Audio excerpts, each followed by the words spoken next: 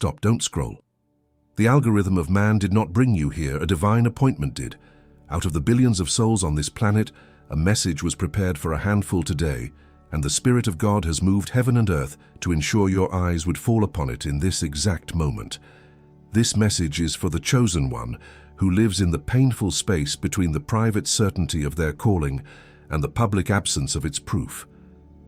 You feel the weight of a divine appointment, but see only the reality of a common life. This is for you who feels a persistent, supernatural exhaustion that sleep cannot fix and doctors cannot diagnose. It is the weight of an invisible mantle you haven't been taught how to carry, a spiritual weariness deep in your bones. This is for you who is standing at a crossroads where every path forward feels blocked or wrong. It is a paralysis of purpose, where making any choice feels more dangerous than making no choice at all. So you remain still, caught in the amber of indecision. And this is for you who feels a silent, painful disconnect from the ones you love most. You are physically present at the dinner table in the living room, but your spirit is somewhere else. You feel like a loving stranger in your own home, unable to bridge the gap between what you carry inside and the people you are called to cherish. In the next few moments, I will do 3 things for you. First, I will show you not just that you were chosen, but why you were chosen for this specific moment in history, by revealing the 3 distinct signs of an unseen spiritual battle that has been waged against your destiny. Second, I will deliver to you a sacred Hebrew name for your condition, a name that, once spoken, becomes a key to unlocking the very resistance you face. And third, before this video ends, I will seal you with 3 new names of identity, declaring your divine appointment over your life. If you leave before this is done, you leave without the seal, and the enemy that has been trying to keep you hidden wins. And there is a 4th thing I will place in your hands before this message closes. Something Solomon himself recorded for the child of God who has to navigate the weight of being chosen in a common world. It is not a book to be studied. It is an instrument to sustain the weight of your appointment. I will return to this. For now, just know it is waiting. What you are feeling is not a sign of failure. It is the sign of a seed buried deep, waiting for a specific word, a specific permission to break through the soil. You are in a holy winter, and everything in you screams that it is abandonment, but it is preparation. But before I give you the word that breaks the soil, you must understand the nature of the ground you stand on. And on that very subject, on the feeling of being behind a locked door, of seeing a letter with your name on it that you cannot open, of hearing a faint music no one else hears, there is something Solomon recorded, a 2-minute key that fits into your ordinary day. Keep that in the back of your mind. And if you have to leave before the end of this video, that instrument is already waiting for you in the first pinned comment right below. But I plead with you to stay until the end, because without the context that is coming now, the key will not have the same power in your hand. Have you ever felt that the invisible resistance in your life isn't just human, but spiritual? What if this pattern of exhaustion and delay is a sign that there is a battle being fought over the purpose God has placed on your life? While many try to explain it as burnout or lack of discipline, few realize the spirit of the common doesn't attack you for what you have, but for who you are becoming. But what if the true reason for this struggle lies precisely in what you haven't yet been allowed to see about your own calling? Now think with me. What if everything you've been through, the locked doors, the unopened letters, the unheard music, is the very answer to the question you've carried for years? God, did you forget about me?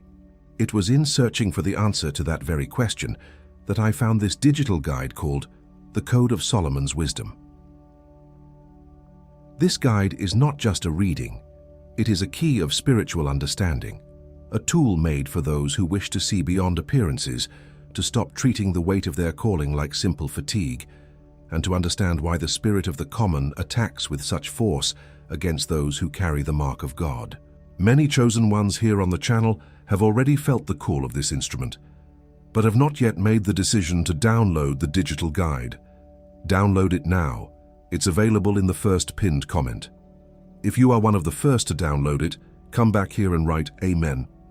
This will be your act of faith, and today God may just show you why the damage of feeling forgotten has been allowed to stand against your life for so long. Before I give you the final word, I need you to recognize 5 things happening in your life right now. These are not predictions, they are recognitions, and if I am right about at least 3 of them, then both you and I will know exactly why the Spirit of God brought you to this very moment. The first is the sign of unrecognized weight. You feel a constant, low-grade sense of responsibility for things you cannot control. A spiritual heaviness that others around you dismiss as simple anxiety or stress, but you know deep in your spirit that it is the mantle of an undeclared mission. It is the weight of an invisible robe on your shoulders, and it is tiring you to the bone. What feels like a burden is actually the sign of your appointment. The second is the sign of the echoing question. The same core question about your purpose has followed you through every season of your life since you were a child. It changes form. What should I do with my life? Is this all there is? Am I in the right place? But the central theme of your divine assignment never leaves you. It echoes in the quiet moments, a holy and haunting melody that only you can hear. The third is the sign of the loving stranger. You find yourself at a family gathering. It's a normal Tuesday evening. You are at the dinner table passing the salt. You are surrounded by people you love with every fiber of your being, and they love you. Yet you feel an invisible wall between you and them. You smile, you participate, you ask about their day, but you feel like an observer watching a life you are supposed to be living. A profound, loving loneliness washes over you.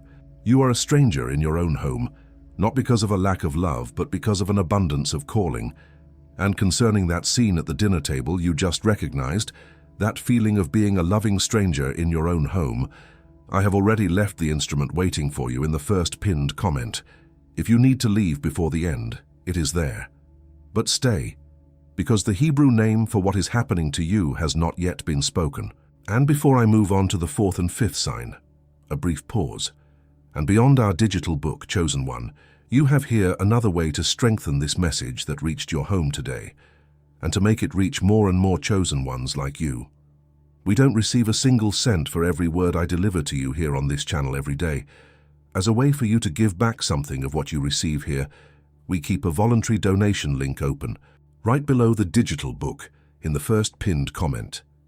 Any amount that fits your hand today, any sum your heart points to, that's what keeps our channel standing.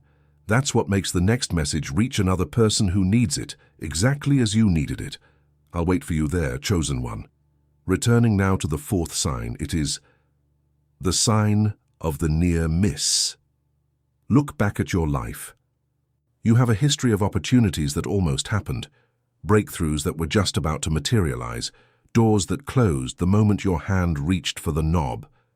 It's a consistent pattern of almost that is too precise to be mere coincidence. It is not a sign of your failure. It is a sign of the enemy's terror.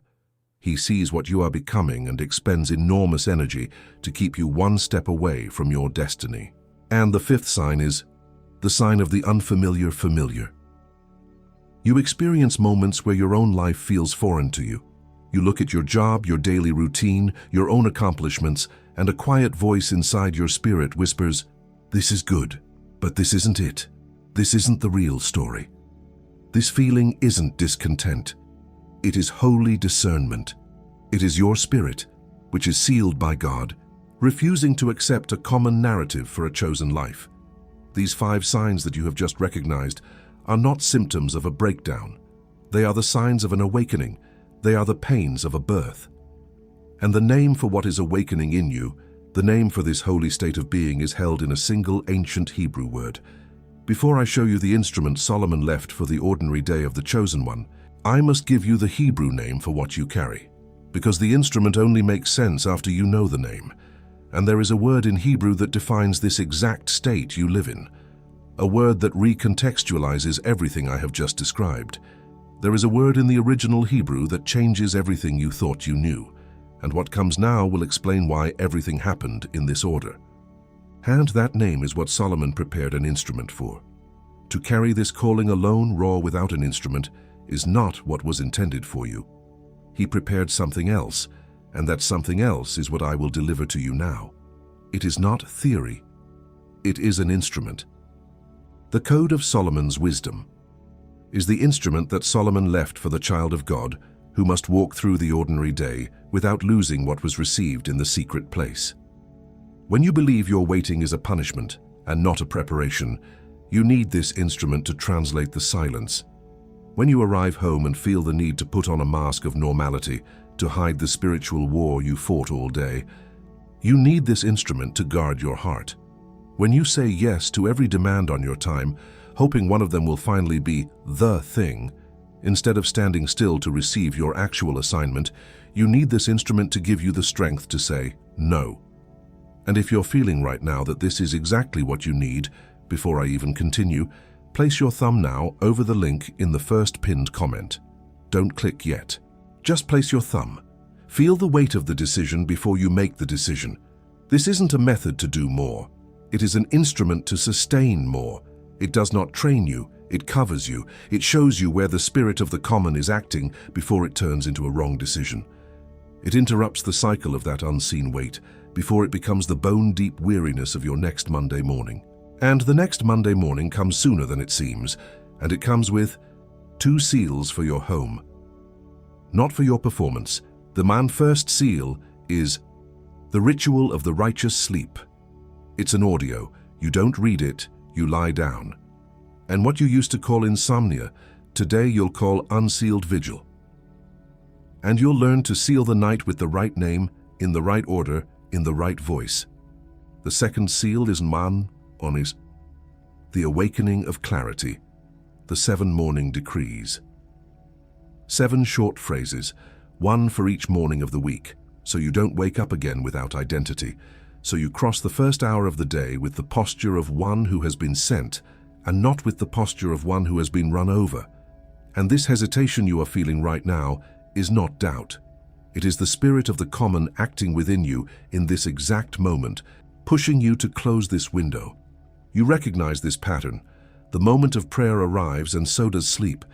The moment you open the Bible, the phone rings.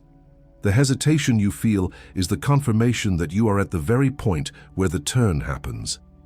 And it is for that very reason that what comes next exists. You have 7 full days to use this and feel it. If in 7 days the instrument has not touched what needs to be touched in you, you return it.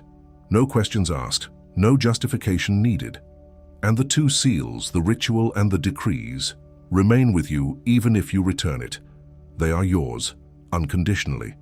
But I must be direct with you.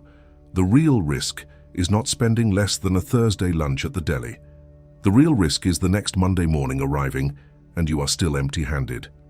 That is the risk that has a face. And it is about that face that I need to speak with you now. Perhaps you are asking some questions, and they deserve answers. What if this instrument is the very thing I've been praying for, and my hesitation is the final tactic of the enemy? To that I say it is. The attack is always heaviest at the entrance to the promised land. How many more almosts and near misses am I willing to endure before I try a different kind of weapon? Only you can answer that, but the pattern itself is the answer. The enemy only fights this hard against that which he fears the most. What is the cost to my family if I spend another year living with this unseen weight when a key is being offered to me right now? The cost is that they learn to call the weight normal. They learn that God's promises come with a permanent shadow of exhaustion, and yet, if you only want the guide, it is already sufficient. But the complete house is built with all 3. A woman of 38, a freelance professional, began using the guide after months of waking before her alarm with a crushing weight on her chest. In the first week, she slept through the night for the first time in years. She wrote me just 1 sentence. I thought it was exhaustion. It was actually warfare. A senior executive, a woman of 56, facing a corporate decision she'd been putting off for a quarter, had been caught in a loop of analysis paralysis. After applying the key for 7 days, she walked into the boardroom and made the call with a clarity that startled her colleagues. The phrase she sent me, "What I called a risk was actually the only safe door." A young woman of 24, the eldest daughter in a bustling home, felt every family dinner was a silent negotiation. In her second week with the guide, She sat at the table and for the first time spoke her mind without apologizing first. She wrote, "I learned my silence wasn't keeping the peace, it was just accruing a debt. Maybe in 3 hours you will be lying in bed again, feeling that faint, familiar music that no one else can hear, remembering that you saw this video and still did not reach out your hand. Maybe on the next difficult Monday morning, the full weight of the unseen appointment will arrive and you will think, I knew what it was. I just didn't have the instrument in my hand.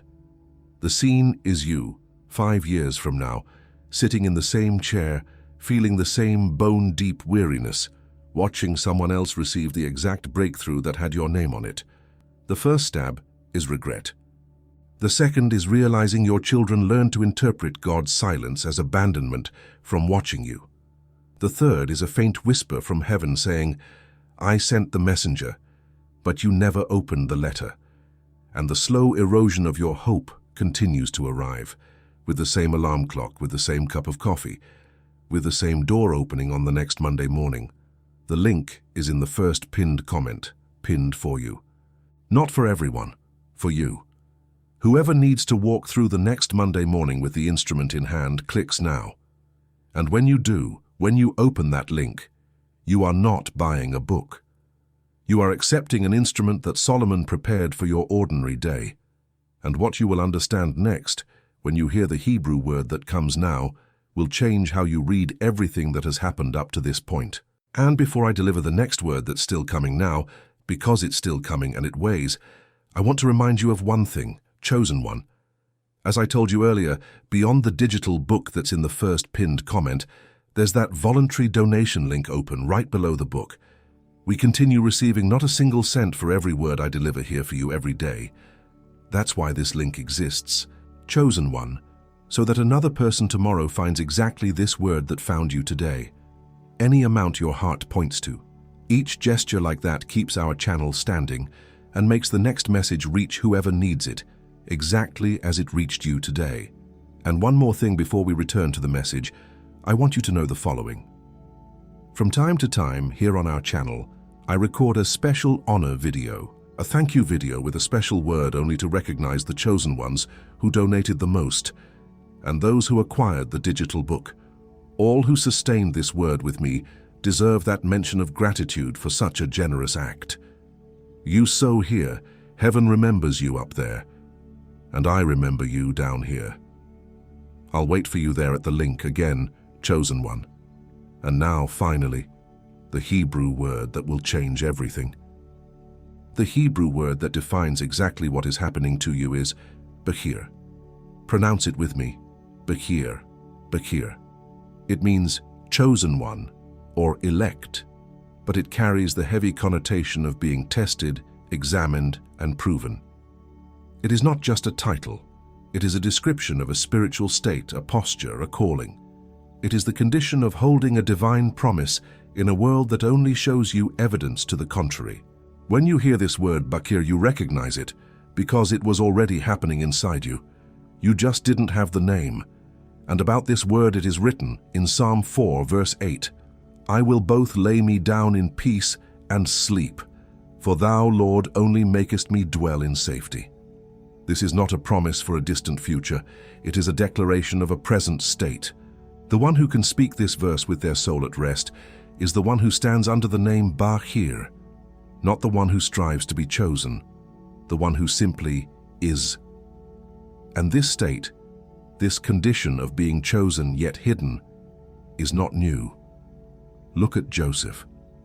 Not Joseph, the ruler of Egypt, Joseph in the prison.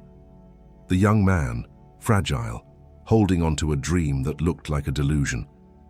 His problem was the weight of an unseen appointment.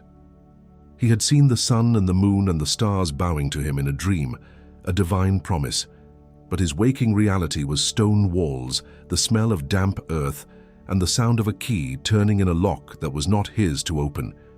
He was living the gap between his anointing and his reality. The wisdom he received was not a map out of the prison, but a way to endure the prison without it becoming his identity. He had to learn, alone, to interpret the silence of God not as abandonment, but as a period of holy formation. He had to find a way to serve where he was planted, even if it was a dungeon. In his ordinary day, forgotten by the cupbearer, he did not curse the silence. He interpreted the dreams of others. He brought order to the chaos of the prison. He used his gift even in the place of his forgetting. He acted like a son of the king while dressed in a prisoner's rags. This was his instrument, one he had to forge himself in the fire. And the turn came. Not because he broke down the door, but because he remained faithful behind it. The prison did not break him, it tempered him. When the call finally came from Pharaoh, he was not bitter. He was ready. The years of waiting had not been wasted. They had been the very thing that qualified him. And what Joseph had to improvise in that prison, you can do now. Not because your trial is less, but because the key is the same. The instrument that Solomon saw and recorded is the very one that is waiting for you in the first pinned comment. Joseph had to walk with empty hands. Solomon made sure you would not have to. Do you remember the seed I told you about at the beginning of this video? The one that felt dead in the holy winter. This state of being Bahir that you now have a name for, that is the name of the winter. And the instrument that Solomon left is the way you walk through that winter without letting the seed die in the cold ground. And now that you have the name for your condition, I must deliver 3 things to you. First, a simple summary of everything that has happened here. Second, the specific type of your calling. And third, 3 new names that will carry you through the rest of this year. We begin now. Let me stop for a full minute and put everything you've just heard into simple words. No poetry, no metaphor, just the facts. Fact 1. There exists a spiritual force called the Spirit of the Common, whose only job is to make you forget you were chosen. Fact 2. It does this by devaluing your state of being Bahir, making your divine selection feel like a burden. Fact 3. Joseph was almost entirely consumed by this very thing in prison. Fact 4. Your caution, your desire to wait and see, is the very strategy the enemy is using to make sure you never act on the one thing that could change everything. Now, with that said, let's move on to the type of your calling. There are 4 types of calling that are being tested right now by the Spirit of the Common. Each one receives a specific kind of attack. You are one of these types, and when I name yours, you will recognize it. Listen closely. The first is the Watchman. You are called to see things others do not, to discern patterns in the spiritual realm, to stand on the wall and warn of what is coming. But the enemy attacks you with spiritual blindness. He sends a fog of confusion to make you doubt what you see, making your gift feel like a curse of anxiety. The second is the Way Shower. You are called to forge new paths for the kingdom, to step into the unknown and create a road where there was none. You are a pioneer of the Spirit. But the enemy attacks you with a sense of being perpetually lost. He surrounds you with open doors that lead nowhere, and closed doors that seem to be the only way, paralyzing you with the fear of taking a wrong step. The third is the Restorer. You are called to heal broken things, broken families, broken systems, broken hearts. You have the spiritual gift of mending, of bringing shalom where there is chaos. And so the enemy attacks your own life with constant, unrelenting breakage. Your car, your finances, your relationships, they are always one step from falling apart, to convince you that you have no authority to fix anything. The fourth is the Anchor. You are called to be a point of stability for others. In a storm, people instinctively cling to you. You are a repository of peace, a harbor in the tempest. And so the enemy attacks you with deep-seated, unshakable anxiety, a feeling of being unmoored and adrift, to make you believe you cannot even save yourself, let alone anyone else. You are only attacked at the point of your greatest calling. The heavier the assault, the more dangerous your purpose is to the cycle that tried to silence you. You are feeling the intensity of what is happening now. That tightening in your chest when I spoke of the Watchman, that flash of recognition when I spoke of the Restorer. This is not a sign that something is wrong with you. This is the sign of the capacity you have to transform. The intensity of the attack is proportional to the power of your breakthrough. A weak attack is for a weak destiny. A strong attack is for a dangerous one. And upon your specific type, heaven has already sealed 3 names 3 names that will carry you through the end of this year, giving shape to your identity when the spirit of the common tries to dissolve you back into the mundane. The first name is Bearer of the Unseen Seal. This is your name of permanence. It declares that even in your invisibility, you carry a mark that heaven recognizes. The enemy attacks you with feelings of being common, illegitimate, and unverified. But this name declares that your authority does not come from public recognition, but from a divine secret appointment. You are the bearer of the unseen seal, the one who carries the king's decree in a plain envelope. The instrument Solomon left is to teach you how to live under the authority of this seal, even when no one else can see it. The second name is Emissary of the Divine Appointment. This is your name of authority. An emissary does not speak on their own authority. They speak for the one who sent them. You have felt paralyzed, voiceless, and unsure, but this name declares that your words, your decisions, your very presence carry the weight of a heavenly kingdom. You are not just enduring, you are on assignment. You are the emissary of the divine appointment, sent to a territory that does not yet know your king. The instrument is what gives you the protocol for this foreign land. The third name is Architect of the Coming Dawn. This is your name of sending. You are not just waiting for a breakthrough, you are building the structure for it to land on. The feelings of being stuck, the near misses, the delays, they have made you feel passive. But this name declares you are an active participant in God's plan. Every act of obedience in the dark, every prayer whispered into the silence, is a brick being laid for a new day you are destined to build.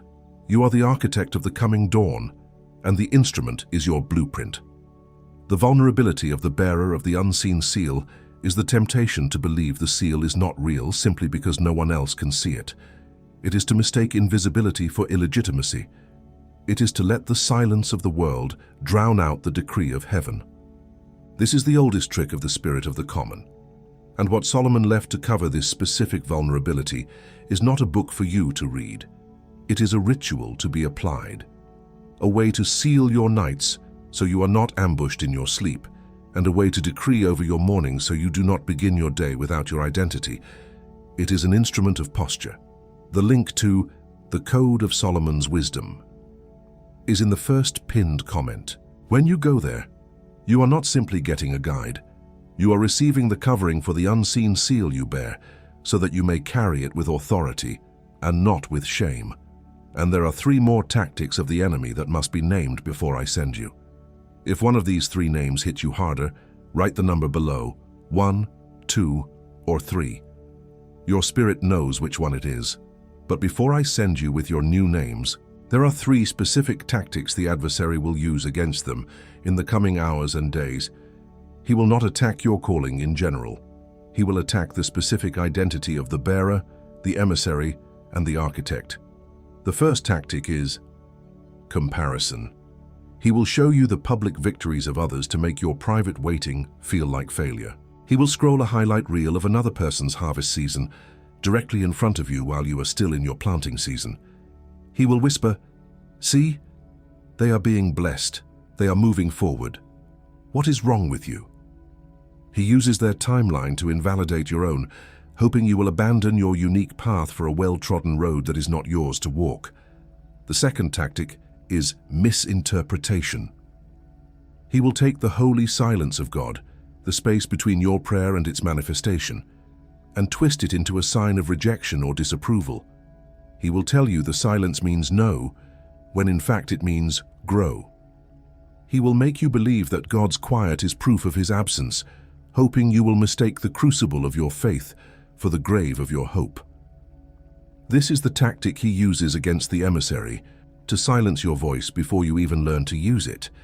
The third tactic is fatigue. This is his most subtle and dangerous assault.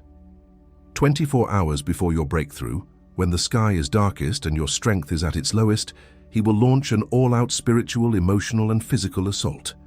He will drain your energy, cloud your mind, and weigh down your heart to make you give up when you are closest to the dawn. He knows that if he can make you too tired to take one more step, he can steal the victory that was already won for you. But for each tactic, heaven has provided a weapon. These are not ideas, they are postures of spiritual warfare. Against the tactic of comparison, you will wield the weapon of the secret record. This is the act of recalling and speaking God's past faithfulness, not in public, but in private. When the enemy shows you someone else's highlight reel, you open your own secret record. You declare in a low voice, "My time is in God's hand, not on the world's clock. My path is singular, my appointment is unique." Against the tactic of misinterpretation, you will wield the weapon of the sacred name. When the silence feels like rejection, you will speak your new identity. You will say, "I am the bearer of the unseen seal. I am the emissary of the divine appointment. I am the architect of the coming dawn." You do not speak to convince God. You speak to remind the spiritual realm and yourself that the verdict has already been rendered. The feeling may change, but the name remains. And against the tactic of fatigue, you will wield the weapon of the small obedience. When you are too tired to take the giant leap, you take the one small step you can. You get out of bed, you make the coffee, you read one verse. You do not have to feel strong to be strong. You simply have to be obedient in the small thing. You declare, "This pressure is the confirmation. I will not move from my post." And these three weapons by themselves are memory. With an instrument, they become covering. Recognizing the cycle of the unseen appointment without the instrument that Solomon left is receiving the diagnosis without the treatment. It is waking up to the problem without the remedy on your nightstand. And there is more. There are more seals of attack beyond these three that I cannot open here, not for lack of time. For density, each needs its own page with the exact counter-decree, and while I do not deliver those four here, the Spirit of the Common knows all of them. The guide delivers them. And the time for the instrument is now. When you are tired of explaining the unexplainable weight you carry to people who think you're just being dramatic, when you finally realize the pattern of almost isn't a sign of your failure, but a sign of the enemy's fear of your success, when the pain of staying the same finally becomes greater than the fear of the unknown. The recognition without the instrument leaves you where you have always been, knowing the name but empty-handed.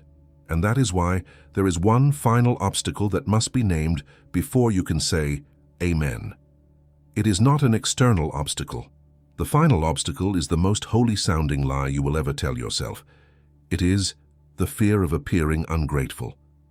It is the subtle thought that by stepping into this new appointment, by asking for this instrument, by declaring these new names, you are somehow telling God that everything He has already done for you wasn't enough.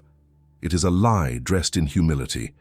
It keeps the chosen in a state of perpetual gratitude for past victories, while paralyzing them from claiming future territories. But before I release you, there is one last point that must be made. And now, close your eyes. If you are in a place where you can do so safely, close your eyes. Place your right hand over your chest. We are going to pray, and this will not be a prayer of petition. It will be a prayer of release. I release you from the shame of your exhaustion. I break the agreement with the idea that your weariness is a moral failing. I speak to the bone-deep fatigue that has accumulated over these last months and years, and I say, it is seen. The weight you have carried in secret is now brought into the light, not to be judged, but to be lifted. I release the burden you were never meant to carry alone. I release you from the spirit of comparison. I release you from the timeline of others. I declare that you will not look to the left or to the right. You will not retreat, you will not fall back, you will not give up 24 hours before the dawn. I declare an end to the cycle of looking at another's harvest and questioning your own seed. Your feet are planted here now. I release you from the fear of appearing ungrateful. This is the most subtle chain, the fear that by stepping into this new appointment, you are telling God that everything He has already done wasn't enough. It is a lie. Your immediate obedience is the highest form of gratitude. It is saying, Father, I so value what comes from you that I refuse to leave it in the waiting room. Declare this in a low voice now. My appointment is my gratitude, and I release you from the spirit of disqualification. I command the voice that whispers, you are not enough, to be silent. I call forth your true identity. I call you by your new names, bearer of the unseen seal, emissary of the divine appointment, architect of the coming dawn. I receive them now on your behalf, not for you to display, but for you to remember, to carry you through what is coming, with these names in your mouth, in your posture, in your heart. And before the voice that comes now, I need you to hear this one thing. The intensity of what you have been through is not proof that something is wrong with you. It is the confirmation that you are exactly who you always knew you were, someone carrying something precious enough for the enemy to try and silence. You were not attacked by chance. You were attacked precisely at the point of your calling. The heavier the assault, the more dangerous your purpose is to the cycle that tried to contain you. The pressure you felt was not a sign of your weakness. It was a sign of your proximity to the turning point. If this hits you now, right below, I receive the turning, and now listen. There is a voice that speaks beyond mine. I saw you at the midnight hour, when the only light was the blue glow of your phone, searching for a sign, a word, an answer. I saw you clench your jaw, fighting back tears so as not to wake the one sleeping beside you. I was there in the space between your breaths. I was the silence that held your unspeakable question. I have never lost sight of you. Not in the wilderness, not in the waiting room, not in the quiet desperation of the ordinary day. The seat at my table with your name on it has never been empty. I have watched you pace the floors of your own home like a caged lion, and my heart has moved toward you. What you called abandonment, I called consecration. What you called silence, I called preparation. What you called your breaking point, I called the ground where I would build my temple in you. The unseen weight was my hand upon you. The loneliness was the clearing of a space for my voice alone. Your name is written on the palms of my hands. The delays were not denials. The tests were not punishments. They were the tempering of a blade for a specific battle. The chair is yours. The honor was never withheld. It was being prepared for you, as you were being prepared for it. And there is a voice inside you now, a voice that says, "This is not for me. This is for someone with greater faith." I need you to hear me now. You have permission. You have permission to receive what you did not earn. You have permission to occupy the seat at the table without having to justify your presence. You have permission to let die the version of you that needed to suffer to feel worthy. Solomon did not prepare this instrument for those who are already ready. He prepared it for those who are tired, and you are the one who is tired. I now extend my hand toward your home and decree a seal of covering over all that belongs to you, over your table, so that every meal becomes an act of communion and not anxiety, and that the conversations held there would be seasoned with wisdom from above. I declare a covering over your children and your spouse, if you have them. May your obedience this night become a mantle of protection over them. May they feel the atmosphere of your home shift, the weight lift, and the lightness of God's presence enter. And I decree a covering over your work, over your hands, over every project and opportunity. May the unveiling of your purpose that you learned here unlock favor and clarity in your career. May your immediate obedience become your greatest qualification in the eyes of men and in the eyes of God. You are committed, you are commissioned, you are sent. You are committed, you are commissioned, you are sent. You are committed, you are commissioned, you are sent.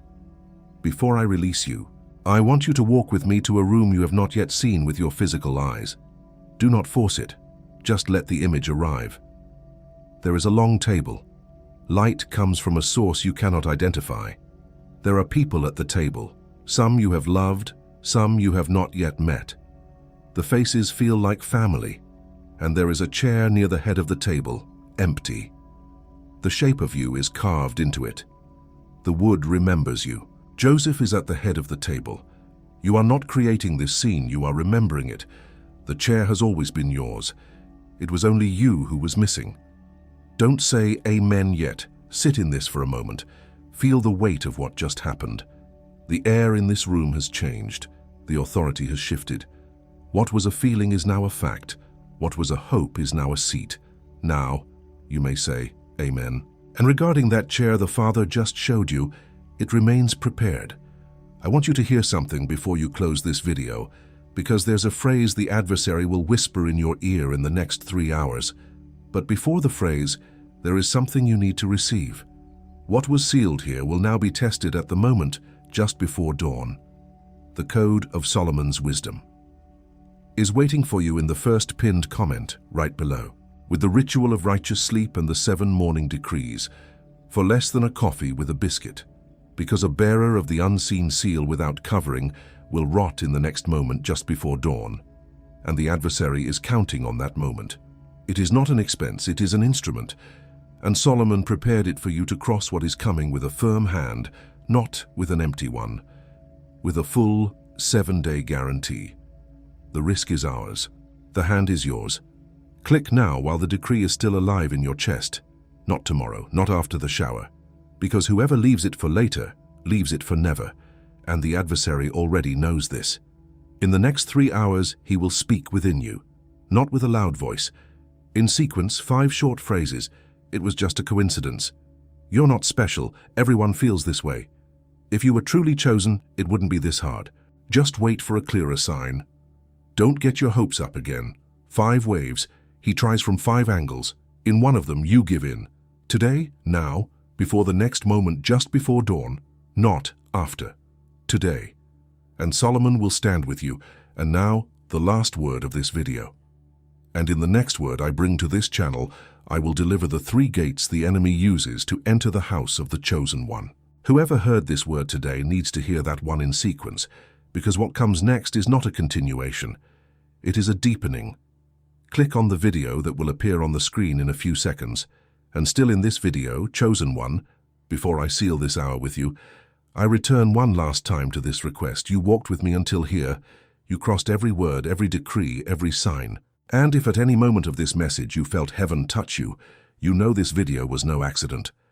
The voluntary donation link continues open in the first pinned comment, right below the digital book.